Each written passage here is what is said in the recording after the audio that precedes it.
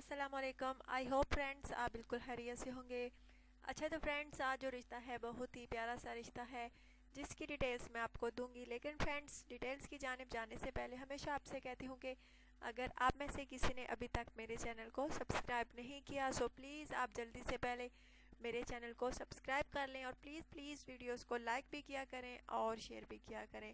अच्छा तो फ्रेंड्स, आइए चलते हैं आज के रिश्ते की तफसील की जानिब। लड़की का नाम फ्रेंड्स तलत है।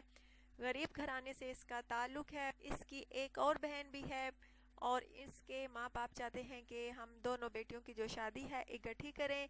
अगर कोई मुनासिब ढंग के रिश्ते मिले, अच्छे रिश्ते मिले तो फ्रेंड्स बहुत प्यारी सी हैं, माशाल्लाह से पढ़ी लिखी हैं, क्वालिफाइड हैं, घरेलू काम काज होते हैं वो भी बआसानी बखूबी सर अंजाम दे सकती हैं। अगर आप में से कोई इस लड़की से शादी का ख्वाहिशमंद है तो ज़रूर फ्रेंड्स रब्ता कीजिए।